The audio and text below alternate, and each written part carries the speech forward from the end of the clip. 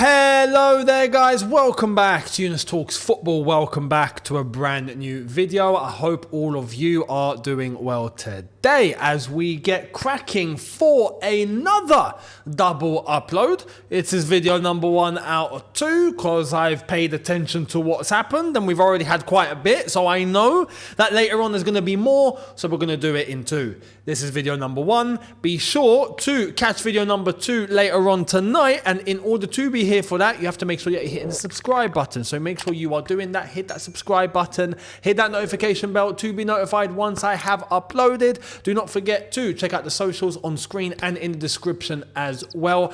As Shootout, link is in the description too, where Premier League predictions will be uploaded tomorrow. So make sure you're there for that and you're keeping tabs and giving us your predictions for this weekend. Now, the preview to Newcastle-Chelsea will be up tomorrow, so make sure you guys are here for that one as well. That's going to be on here. But for today, like I said, double upload time, and we've got quite a bit to get through. So let's get cracking. Don't forget to check out yesterday's videos as well. I'll leave a link for you guys right here if you haven't caught it already. Very, very interesting stuff that went down yesterday, so make sure you have a look. Let's start off with exactly what we was talking about yesterday. And yesterday we spoke about the link that Chelsea have with who we like to call Keith. Keith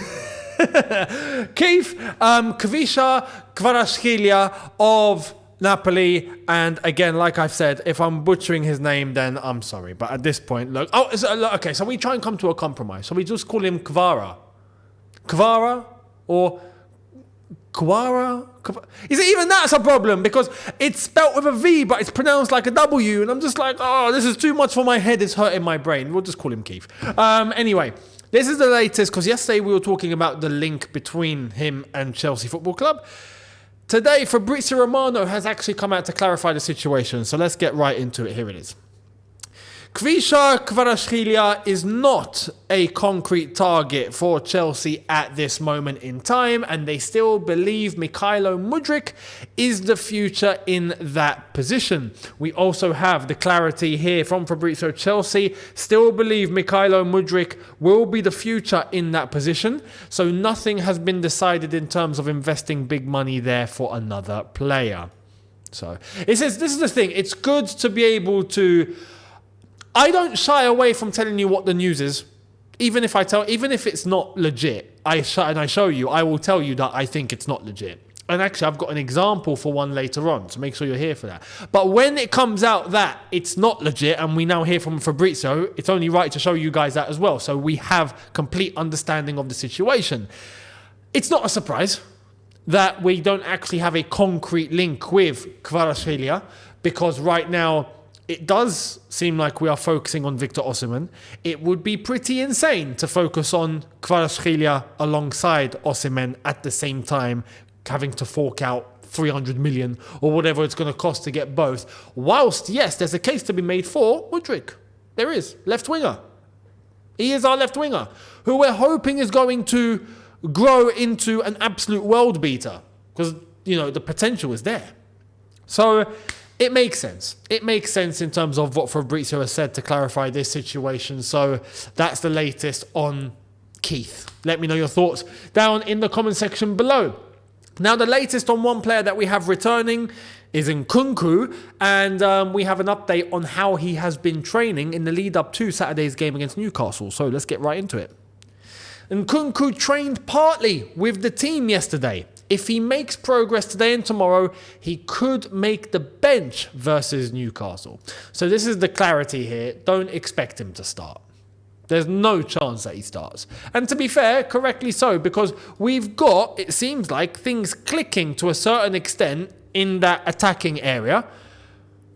We're okay. We don't need to rush Nkunku back and be like, listen, we're counting on you. We have to play you. We ain't got a choice. Like, that's not the case. So I'm looking forward to seeing what he's going to do when he comes off the bench. I am pretty certain he'll come off the bench at some point, and we will be there reacting to it on the watch-along, so make sure you're here for that watch-along on Younes Talks Football as that game is going on live. So we'll react when Nkunku does come off the bench. But that's the latest on Nkunku, and I'm glad that he's looking like he's going to be ready to go.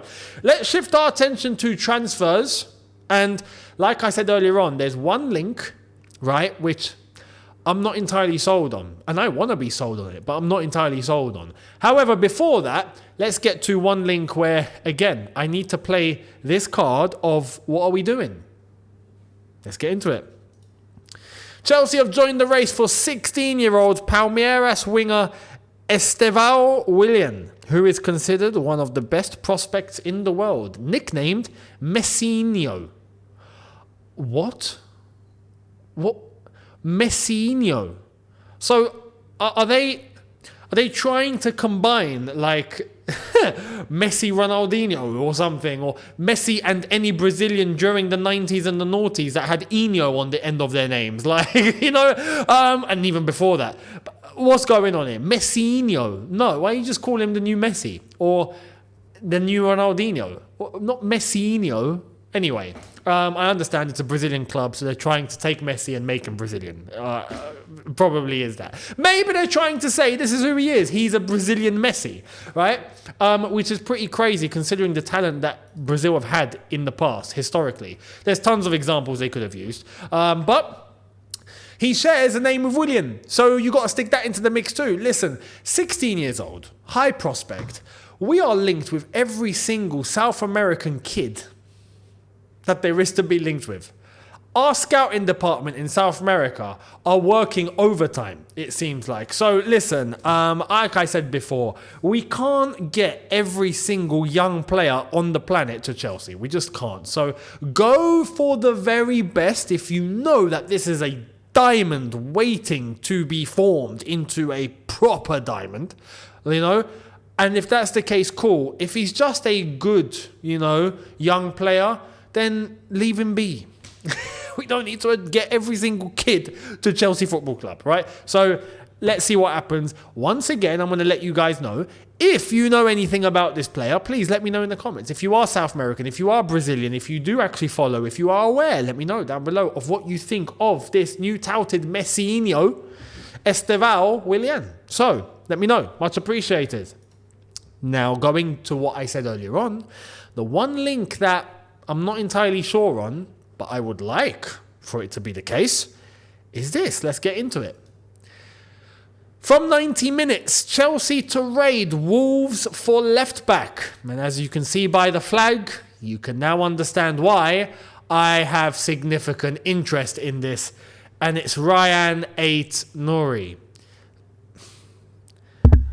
I would absolutely love to see Aït-Nouri at Chelsea. Of course I would, right? Fellow compatriot. It would be mad to have the first Algerian ever to play for Chelsea, right? At one point, I thought that could be Yusuf Attal, but it didn't happen. Well, we're going from right back to left back. So is it going to be Aït-Nouri? I don't think there's a legit link here.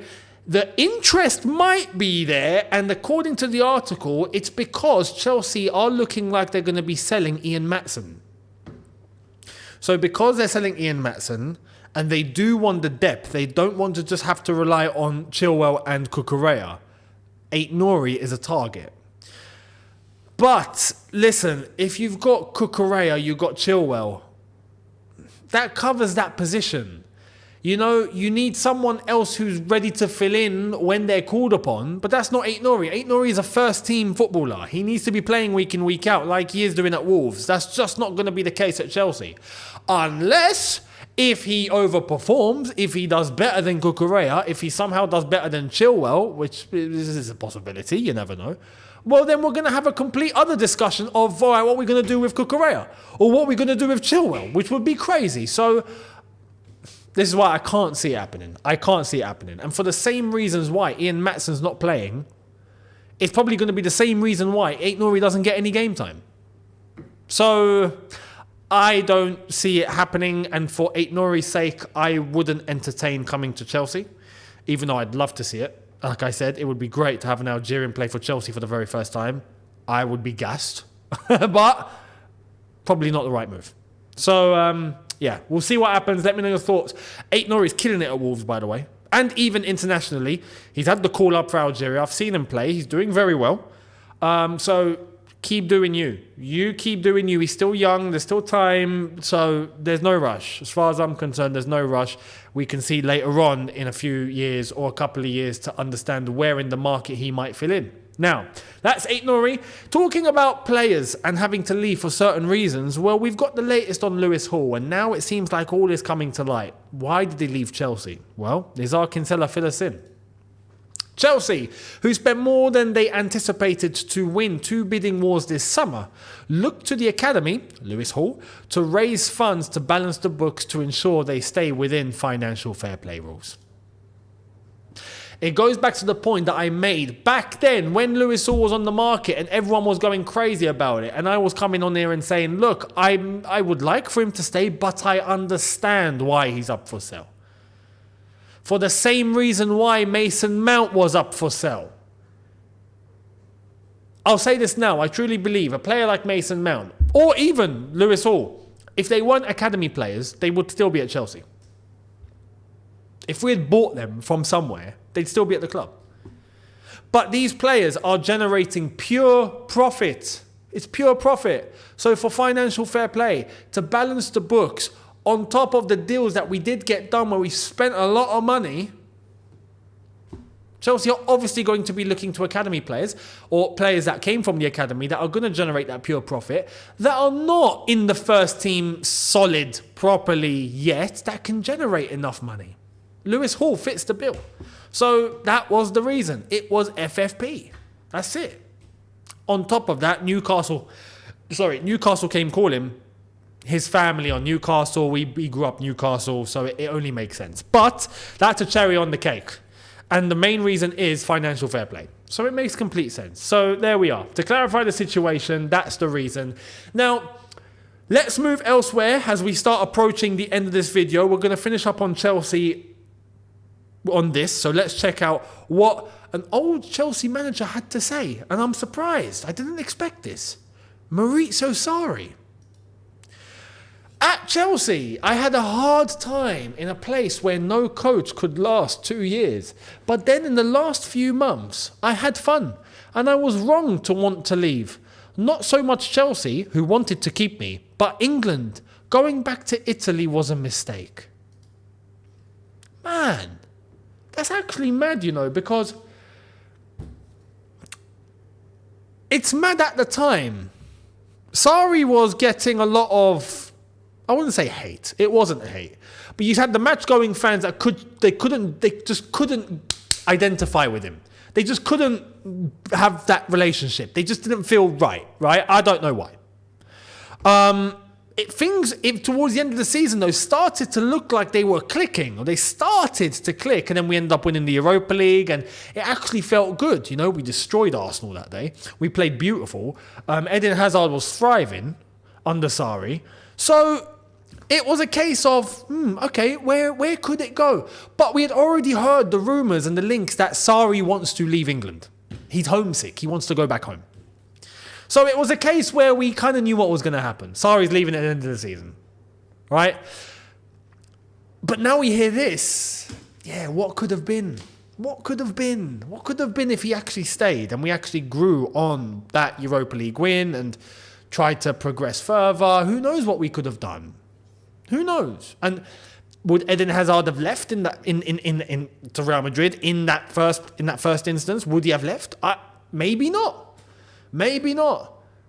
And that probably would have helped Eden Hazard, because him going to Real Madrid is what sealed the deal for him. It completely ended his career. Him staying at Chelsea, he'd probably still be playing right now, if we're being completely honest. So, yeah, what could have been? It's mad to hear Sarri come out and say that him going back to Italy was a mistake, because I didn't expect that. I thought he just wanted to go home and that he'd be happy at home, but clearly not. So, it is what it is. It is what it is. These are one of those things where you just look at it and go, it is what it is. Now, someone has decided to start talking again, and I'm going to clarify this situation once and for all, because it doesn't take a rocket scientist, and because of that, I'm actually surprised to hear him come out and say these things again, after I thought we'd clarify all of this. Gary Neville. Here's what he had to say. I have no problem with Saudi Arabia setting up their league and spending as much money as they wish. But I did call for some sort of investigation into the deals Chelsea were doing when they were dumping players onto Saudi Arabian teams at the start of the season. It felt as though, to me, it needed a little bit of a look at. You can smell that something is not right. Listen. I can't believe we have to say this again, because it doesn't take a rocket scientist, like I said. Chelsea sent 3 players to Saudi. 3. It could have been more, but it wasn't. We sent 3. Kante, right? And if I'm not mistaken, he left for free. Am I correct? Yes, I'm correct. So no money there. Koulibaly and Edouard Mendy. That's it. We made peanuts from those deals. Yeah, peanuts collectively for those 3 players. If I'm not mistaken, we got like 25 mil around there. I think we had 17 million and I think it was about 8 million. 17, I think, for Koulibaly and 8 for Edouard Mendy or something like that. Peanuts. You have other teams that done deals with Saudi Arabian teams, sent players and got more money than we did. So what's the problem? What's the problem? Look at the money that Ruben Neves got Wolves, for example. I don't say anything about Wolves because it's Wolves, right? We had a complete squad overhaul and sent players left, right and centre. Saudi Arabia come in and they take 3. One of those come to the end of his contract. N'Golo Kante, we didn't even want any money for N'Golo Kante out of respect for what Kante done for Chelsea. We said, thank you very much, you're on your way, goodbye and good luck. And all of a sudden we're getting targeted by Gary Neville saying we need to be investigated. Get out of here. Get out of here. Focus on your club. Focus on the mess that Manchester United are in and the investigation that needs to happen within what the Glazers have been doing over there. How about you focus on your own turf? Because your case here has no legs to stand on whatsoever. If Chelsea had made a massive profit and we sent 5 or 6 players and we got 80 million very quickly, then okay, maybe. But even then, what's the problem? Saudi Arabia come in, they want some of our players, we sold them to we sold them to them. Big deal. Who are you to come in and say there's something wrong? Who are you? End of story. Simple as that. So yeah, unbelievable. I can't believe we had to actually say that again. Now, if we're going to talk about Manchester United, yeah, let's talk about Man United. Let's talk about Man United, shall we? How about we need to investigate? Yeah? Because the Glazers are happy to see some investment come in and to sell 25% of the share, yeah? Not a problem with that. But what is it going to cost Manchester United? Well, today it seems like we find out. Under UEFA's multi-club ownership rules, the only way Manchester United and Nice can both play in Europe in the next campaign is if one seals an automatic Champions League spot and the other qualifies directly for the Conference League. If both finish in the Champions League spots in their respective divisions, the team that finishes higher of the 2 gets the place with the other banned from Europe. And you're talking about investigations. Okay, let's go and let's talk from the UEFA source. A UEFA source confirmed, as the rules stand, it's a clear situation. Ineos owns Nice and are set to have a significant role in running Manchester United. Unless the regulations are changed or Ineos sell one of their stakes, they cannot both play in European competitions, unless one is in the Champions League and the other is in the Conference League. So why is it Manchester United are allowing Sir Jim Ratcliffe to come in and take 25% of the stake and control footballing operations? How about we investigate that?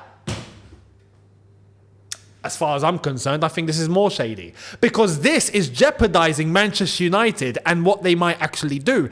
What if Manchester United end up finishing 3rd, right? And Nice take PSG all the way in Ligue 1 to fight for the title, and they win it, or they just miss out and they finish 2nd.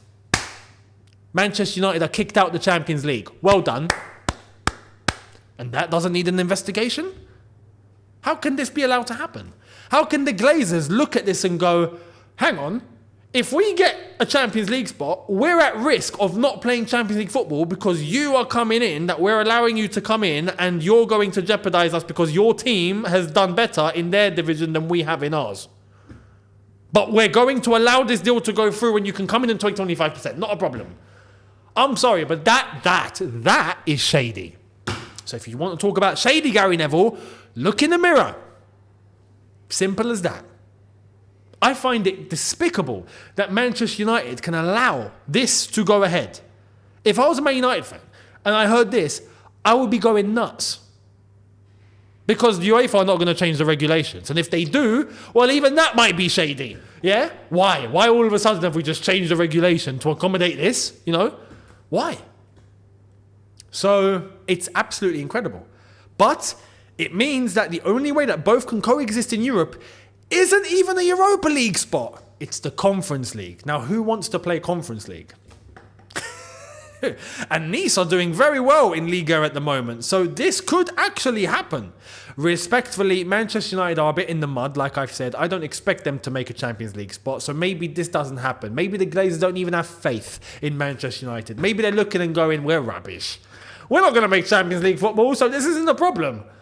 And if that's the case, well, you got owners that don't believe in you. Fantastic. Well done. But Nice are a good side in France. So in future, this could be a problem. If Man United were to fix themselves, this could be a problem. Unbelievable. Unbelievable. So let me know your thoughts down below in relation to that. Like I've said, I think that's despicable. And to think that there were other options on the table for investment or to come in and buy the football club, like we were saying, right, in terms of Qatar. How about this, yeah? How about if Manchester United were taken over by Qatar and then Man United wanted to get rid of 10 players all of a sudden and then Qatari clubs came in and took Anthony and Martial and Sancho? Would Gary Neville say there needs to be an investigation? Don't think so. Anyway. Let's wait and see what happens, shall we, at Manchester United. And Gary Neville, please, look, it doesn't take a rocket scientist to understand that Chelsea did not really benefit from getting rid of those players to Saudi financially, but they did benefit from overhauling the squad and making sure that we get rid of the players that we don't need, that we're not going to use, that don't have a future, and we've completely overhauled the squad and have a brand new team with brand new players and a brand new manager like the original plan was. How about that? Yeah? Anyway, to end craziness happening at Porto. Unbelievable. So let's get into it. Porto's Ultras leader posted a picture with Porto's president and said, "To dethrone the king, you'll have to go through us." Yesterday morning, presidential candidate Andre Villas-Boas's house was vandalized, the security guard was beaten, and his car was stolen. Unbelievable. Listen, life, man, AVB. I mean, look, I started YouTube because of AVB. I kind of owe all of this because of how bad AVB was at Chelsea. If that wasn't the case, right, I wouldn't be here. It all started because I wanted AVB gone from Chelsea. That's how my YouTube journey began. That's why this channel exists, right? Because I was doing a madness elsewhere before this channel came into fruition. And I laid my foundation and made all my mistakes, right? And learned the game. If it wasn't for AVB at Chelsea, I wouldn't have even made a video. So I kind of owe all of this to AVB and his madness in terms of management at Chelsea. But life hasn't really gotten easier for this guy, has it? You know, we could say different in terms of us here on YouTube, this channel, what you've helped to build. And it's just incredible, right? For AVB, life hasn't really been kind in terms of professional achievement, right? Now he's looking to become president of Porto once again. I don't think he's learned from his lesson. I think you're a bit too young to just walk in and just try and become president of Porto. At your age, he's still fairly young. Let's remember this. You know, you should be striving to become president when you're maybe in your 60s. You know, late 50s maybe. AVB is, how old is AVB? Let's actually try and find out. He is, I guarantee, he's not old. He's 46. You're trying to become president. And look, to become president, you need to have a bond. Clearly, he doesn't have a bond, right? Clearly. I don't think he needs more evidence than his house being vandalized, his security guard being beaten, and his car being robbed. You don't need more signals than that. And the leader of the Ultras posing with the current president and going, "We got his back. You don't stand a chance. Withdraw your candidacy immediately and go and have a holiday, please." Go and have a holiday. Do what you got to do, but remove yourself from this race before things get ugly. Yeah? Clearly, you're not ready and you're not welcome in that place just yet. Yeah? So, AVB, please, step away. Just step away. I never thought I would be coming and giving advice to AVB when at one time I was telling him and telling Chelsea that I wanted him out.